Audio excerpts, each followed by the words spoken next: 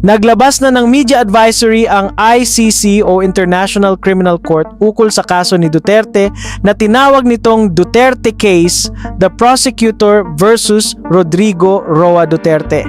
Dito sa advisory, nakasaad ang personal information and circumstances ni Dingongyo, kung kailan na-issue ang kanyang arrest warrant, pati ang mga krimen na umano'y nagawa niya at ang scope nito. Nakalagay din dito na fit o competent to take part o umattend si Dingongyo sa kanyang pre-trial proceedings at kung bakit ni-reject ng ICC ang request ng defense team ni Duterte for an indefinite adjournment o pagsuspinde ng mga proceedings.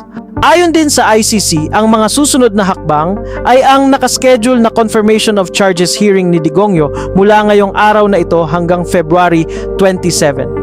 Ang layunin di umano ng hearing na ito ay para ma-determine kung may sapat nga bang ebidensya sa mga alegasyon ng krimen laban kay Dingongyo. Samantala, nilinaw naman ng very expensive lawyer ni Dingongyo na si British-Israeli attorney Nicholas Kaufman na standard procedure lang daw ang pagpigil sa pamilya Duterte sa pagbisita sa kanilang patriarch. Ayon din sa kanya, 1 buwan na ang nakalipas ng ilabas ng ICC ang desisyong ito. It's absolutely normal court practice in the week before the confirmation proceedings in order to prepare the suspect, in this case our client, Mr. Duterte, for the confirmation process. They cut off all contact with the family so that there's no interference. Dumalo rin sa confirmation of charges hearing ni Dingongyo ang ilang dating miyembro ng kanyang gabinete, kabilang dito sina former Executive Secretary Salvador Medialdea, former LTFRB Chair Martin Delgra, former Labor Secretary Silvestre Bello, former BIR Commissioner Cesar Dulay, former Presidential Spokesperson Salvador Panelo at Alfredo Lim Jr. They've come to support, to explain the proceedings to the Filipino nation, to the public, through unfiltered and unbiased stance. Sinabi ni Kaufman na matagal na raw ang mga itong nagbibigay ng payo kaugnay sa kaso ng kanilang former mafia boss na si Dingongyo.